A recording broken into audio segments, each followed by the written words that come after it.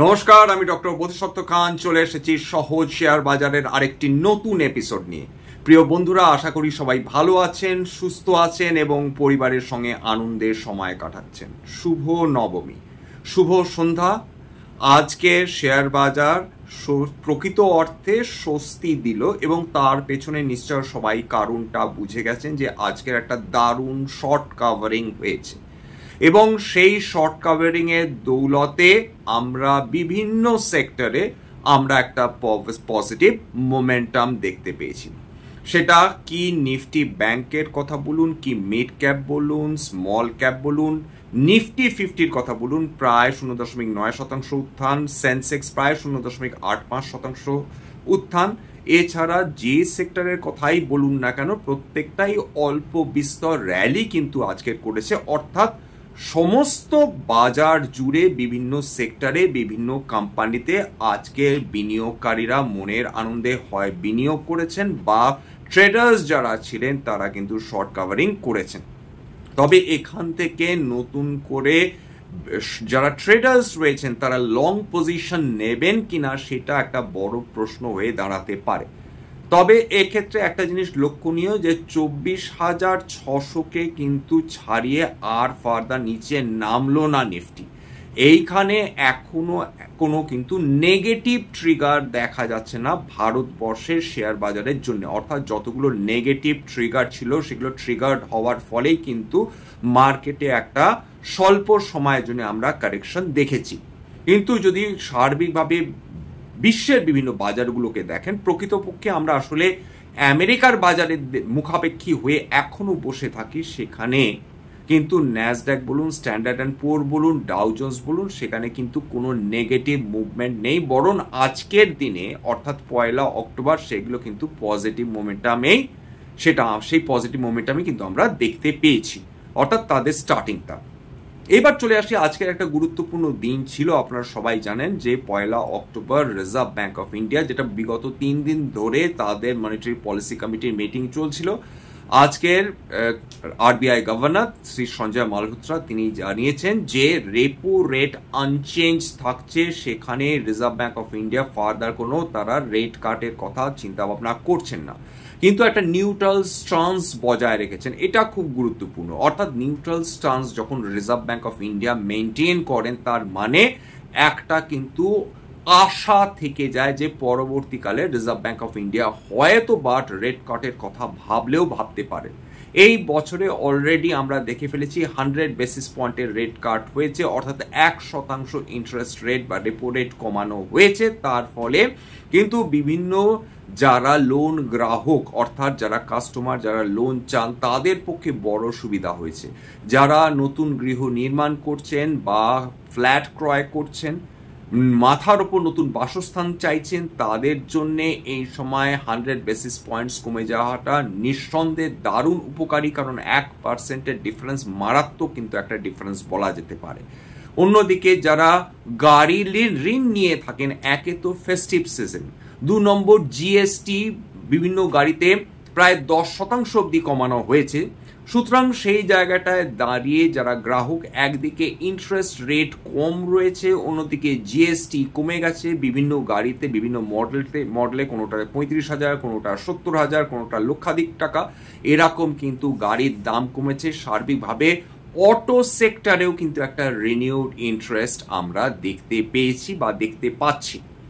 এর spill out বা এর স্পিল ওভার কিন্তু চট করে দেখা যাবে না, সেটা হয়তো আমরা ডিসেম্বর যে কোয়ার্টার রয়েছে সেখানে গিয়ে আমরা হয়তো রেজাল্টটা আস্তে আস্তে বুঝতে পারবো যে এক্স্যাক্টলি এই যে জিএসটি কম করা বা এই যে ফেস্টিভ সিজন বা ইন্টারেস্ট রেট কম করার যে এফেক্টটা সেটা অটো সেক্টরকে কিভাবে প্রভাবিত করেছে। আজকে রিজার্ভ ব্যাংক অফ ইন্ডিয়ার এই যে ইন্টারেস্ট রেট যে নিউট্রাল স্টান্স তারা মেনটেন করলেন এবং 5.5%-এর রেপো রেট আনচেঞ্জ রাখলেন, এইটা তার কারণ হিসেবে বিশেষজ্ঞরা যেটা মনে করছেন যে দেখুন, প্রথম কথা রিজার্ভ ব্যাংক অফ ইন্ডিয়া তারা দেখতে চাইছেন যে এই 100 বেসিস পয়েন্টসের যে তারা ইন্টারেস্ট রেট কমিয়েছেন অর্থাৎ 1% যে 2025-এ তারা কমিয়েছেন ইন্টারেস্ট রেট, তার এফেক্টটা সার্বিকভাবে ভারতীয় অর্থনীতির ওপর কিভাবে পড়ছে, বিভিন্ন সেক্টর সেটাতে কিভাবে রেসপন্ড করছেন, 1 নম্বর।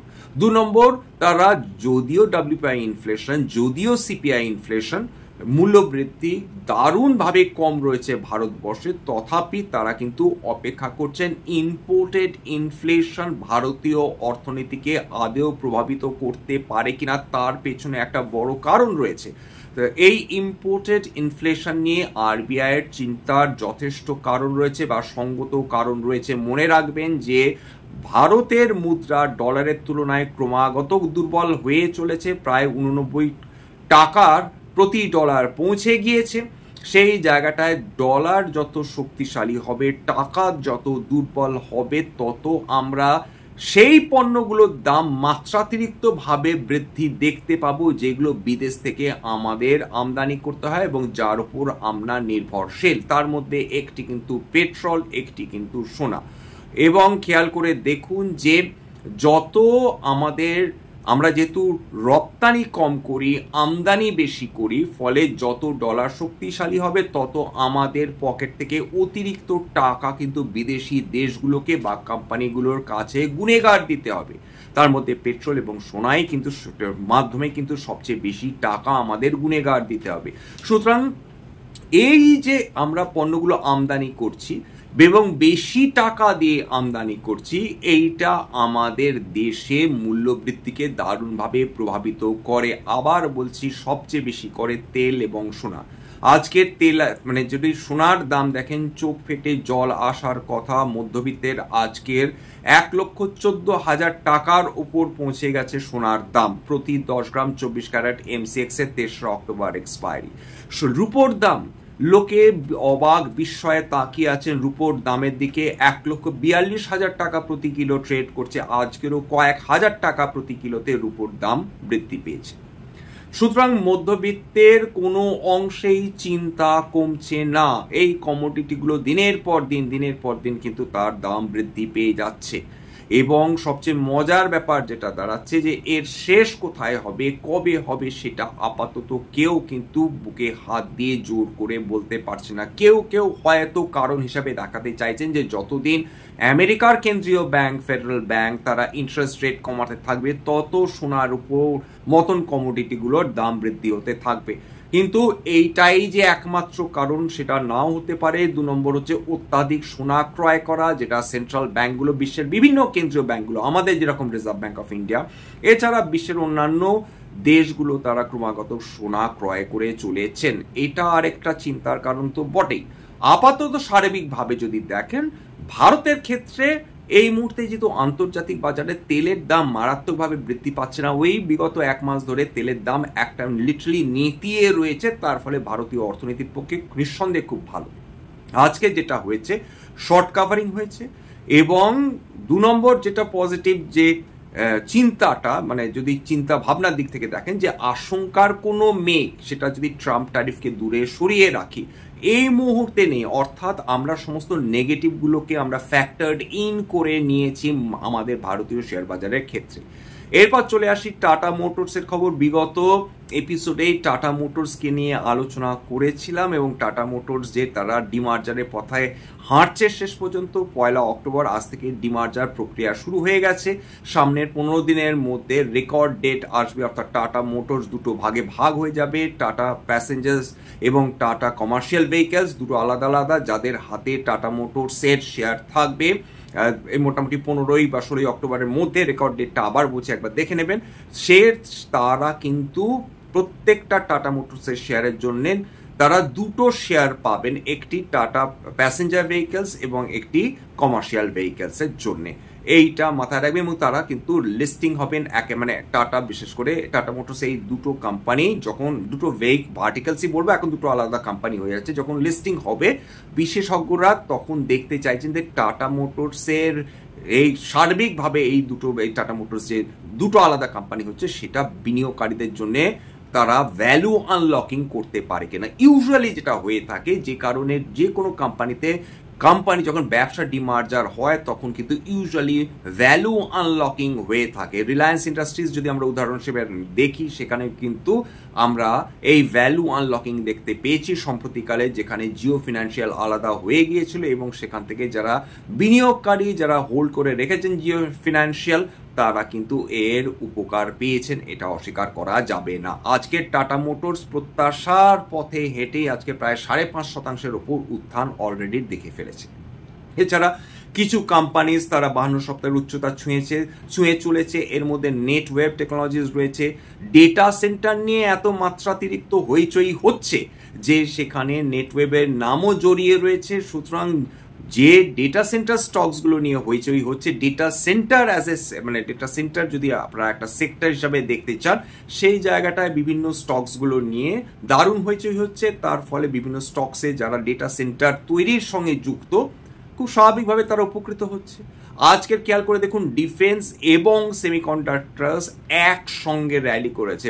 বলতে নেই, ডিফেন্সের অধিকাংশ স্টক আজকে কোনোটা 4%, কোনোটা 3%, কোনোটা 5% এবং 20% অবধি তারা কিন্তু র্যালি করেছে। সেমিকন্ডাক্টরের খেয়াল করে দেখুন, মসচিপ থেকে শুরু করে ক্যান্স, যদি টেকনোলজিস থেকে শুরু করে ডিকসন থেকে শুরু করে সবাই কিন্তু আজকে মোর অর লেস র্যালি করেছে। কয়েকটা এক্সেপশন রয়েছে, টাটা এলিক্সাইয়ের মতন কোম্পানি, তারা খুব হালকা নেগেটিভ ট্রেড করছিল। আজকের এমন একটা দিন ছিল যেখানে সমস্ত সেক্টরগুলোকে দেখে বিনিয়োগকারীদের একটা সাময়িক স্বস্তি হয়েছে। তবে আবার বলছি, এখানে নতুন করে ট্রেডার্সরা পজিশন নেবেন কিনা আমরা জানি না। এফআইআইসরা আবার অক্টোবর মাসে ফিরে আসবেন কিনা আমরা জানি না। এখন রেজাল্টের প্রত্যাশায় কিন্তু আমরা বসে থাকবো, কারণ অলরেডি রিজার্ভ ব্যাংক অফ ইন্ডিয়ার মনিটারি পলিসি কমিটি মিটিং সাইডে সরে গেল, এটা একটা নন ইভেন্ট হয়ে গেল। এইবার চলে আসবে কোয়ার্টার 2 রেজাল্টস। এই কোয়ার্টার 2 রেজাল্টস কিন্তু এইটা দেখে বিনিয়োগকারীরা তখন কিন্তু ডিসাইড করবেন যে তারা সেই বিভিন্ন কোম্পানিতে তারা বিনিয়োগ করে রাখবেন কিংবা রাখবেন না। আপনারা প্রত্যেকেই জানেন যে জুন কোয়ার্টারের রেজাল্ট প্যাথেটিক হয়েছিল বিভিন্ন কোম্পানি, মানে প্রত্যাশা যাচ্ছিল তার থেকে অনেক খারাপ রেজাল্টস হয়েছিল। বিনিয়োগকারীরা যেটাকে বলে খুব হতাশ হয়েছিলেন এবং খুব স্বাভাবিকভাবে কোয়ার্টার 2 রেজাল্টসের দিকে এখন সবাই তাকিয়ে থাকবেন। আইটি সেক্টরের বিভিন্ন কোম্পানি তারা মারাত্মক যে করবে না, এটা আগে থেকেই প্রত্যাশিত। তারা যদি খুব ভালো রেজাল্ট করে সেটা বিয়ন্ড এক্সপেকটেশনস হবে। মানে একদিকে আমেরিকার মতন বাজার, অন্যদিকে H1B ভিসা নিয়ে সমস্যা, 3 নম্বর AI এর উত্থান এবং বিভিন্ন ব্যবসাতে তার মাধ্যমে ট্রানজিশন। সার্বিকভাবে AI যদি ইনফরমেশন টেকনোলজি কোম্পানিজগুলো রয়েছে যদি দেখেন, খুব কোলোকিয়াল ভাষায় বলতে হয় ঘেঁটে হয়ে রয়েছে। সুতরাং কবে এই আইটির অবস্থা ফিরবে, কবে আইটি কোম্পানিগুলো AI-কে ইন্টিগ্রেট করতে পারবে, বিভিন্ন ধরনের এখন তাদের সমস্যার মধ্যে সম্মুখীন হতে হচ্ছে। কখনো হয়তো তাদের কর্মী ছাঁটাই করতে হবে, কখনো তাদের নতুন ট্রানজিশনের সঙ্গে লড়াই করতে হবে। এত ফাস্ট টেকনোলজি ইভলভ করছে, ইমার্জ করছে যে বিভিন্ন কোম্পানিগুলো তাদের আপগ্রেডেশন ছাড়া এখন কোনো উপায় নেই। বড় বড় সুবিশাল কোম্পানিগুলো ডেফিনেটলি হয়তো টিকে যাবে, কিন্তু ওভারঅল যদি দেখেন ছোট ছোট কোম্পানিগুলো যারা নিজেদের ইভলভ করতে পারবে না, তারা কিন্তু মাঠে মারা পড়বে, এটা বলা যেতে পারে। এইবার চলে আসি হচ্ছে যে শর্ট কাভারিং হলো, আমাদের আরবিআই এর রেজাল্ট বেরোলো, টাটা মোটরস তার ডিমার্জারের কথা প্রকাশ করে দিল, কিন্তু তা সত্ত্বেও বারবার একটা রিমাইন্ডার যে যেগুলো এক্সপেন্সিভ ভ্যালুয়েশনে যে কোম্পানিগুলো নিয়ে যেগুলো কোম্পানিগুলো ট্রেড করছে, সাবধান থাকুন, সাবধান কিন্তু থাকতে হবে। কারণ এক্সপেন্সিভ ভ্যালুয়েশনে কেবলমাত্র সবাই কিনছে বলে আমিও লাফিয়ে পড়ে সেই কোম্পানিতে কিনে ফেললাম, তখন কিন্তু ভবিষ্যতে যদি ক্র্যাশ আসে তখন কিন্তু আপনি ভুক্তভোগী হবেন, আপনারা ভুক্তভোগী হবেন। আপনাদের রক্ত জল করা রোজগার যেটা করেছেন সেটা কিন্তু রক্ত জল করা, অসম্ভব পরিশ্রম করে আপনারা এই টাকা রোজগার করেছেন। সুতরাং খুব সাবধানে বিনিয়োগ করার আগে 10 বার ভাববেন, প্রয়োজনে আপনার যিনি ফিনান্সিয়াল অ্যাডভাইজারের তার সঙ্গে পরামর্শ করবেন। কিন্তু কেবলমাত্র আবেগের বশে বিনিয়োগ করছি বলে বিনিয়োগ করতে হয় বলে বিনিয়োগ করব, এরকম করে বসবেন না। হাই পি স্টক সব সময় কারেকশনের মধ্যে দিয়ে যায়, আজ নাহলে কাল নাহলে পরশু। সুতরাং সবসময় যে কোম্পানিগুলো ফেয়ার ভ্যালুড, যে কোম্পানিগুলো আন্ডার ভ্যালুড কোম্পানি, এখন আপনি বাজারে প্রায় খুব হাতে গোনা রয়েছে যেগুলো কিন্তু সেগুলো প্রায় না পাওয়ারই সামিল। এখন যেগুলো স্টকসগুলো পাবেন সেগুলো ফেয়ার ভ্যালুড, কিন্তু অধিকাংশ স্টকে বিশেষ করে যেগুলো অতি জনপ্রিয় স্টক সেগুলো কিন্তু ওভার ভ্যালুড হয়ে বসে রয়েছেন। সুতরাং বিনিয়োগের আগে আবার সেই সাবধান বাণী কিন্তু মাথায় রেখে দেবেন, কারণ অর্থ গেলে আপনার এবং আপনার পরিবারেরই কষ্ট হবে, অন্যদের কিন্তু তা নিয়ে বিন্দুমাত্র মাথা ব্যথা থাকবে না। আজকে এখানেই শেষ করছি, নবমীর রাত, সময় লোভ করবো না। স্ট্যান্ডার্ড ডিসক্লোজার যে কোম্পানিজগুলো নিয়ে আলোচনা করলাম হতে পারে তার মধ্যে কয়েকটা কোম্পানিতে আমার বা আমার পরিবারের বিনিয়োগ থাকলেও থাকতে পারে, ভবিষ্যতে যদি নতুন করে কিনি বা বিনিয়োগ করি আগাম বিজ্ঞপ্তি দিয়ে কিনতে বা বিক্রি করতে পারবো না। স্ট্যান্ডার্ড ডিসক্লেমার, এটা কেবলমাত্র একটা এডুকেশনাল চ্যানেল, বাঙালি বিনিয়োগকারীদের ইনভেস্টর অ্যাওয়ারনেস বৃদ্ধির জন্য এখানে কোনো ধরনের কোনো শেয়ারের buy sell recommendation, suggestion, advice এমনকি ইনফ্লুয়েন্স করার প্রচেষ্টা নেই। আমি যে কোম্পানিগুলোর নাম করলাম কেবলমাত্র ফর ইলাস্ট্রেশন পারপাস, আমার কথা শুনে যদি কোনো ধরনের শেয়ারে বিনিয়োগ করার সিদ্ধান্ত নেন ক্ষতির মুখোমুখি হতে পারেন। সুতরাং সবসময় একজন সেবি রেজিস্টার্ড ইনভেস্টমেন্ট অ্যাডভাইজারের পরামর্শ নেওয়ার চেষ্টা করবেন বা নিজের ডিউ ডিলিজেন্স করবেন, সেক্ষেত্রে আপনারা উপকৃত হলেও হতে পারেন। সবার শেষে যেটা বলে থাকি, যদি এই ধরনের এপিসোড সত্যি মনে হয় আমাদের বাঙালি ভাই বোনদের জীবনে একটু হলেও ভ্যালু অ্যাড করবে, প্লিজ একটা লাইক দেবেন, সাবস্ক্রাইব করবেন এবং নিজের গ্রুপে প্লিজ দয়া করে শেয়ার করে দেবেন যাতে বহু বাঙালি বিনিয়োগকারীর কাছে তা পৌঁছে যায়। আজকের জন্য শুভরাত্রি এবং নমস্কার।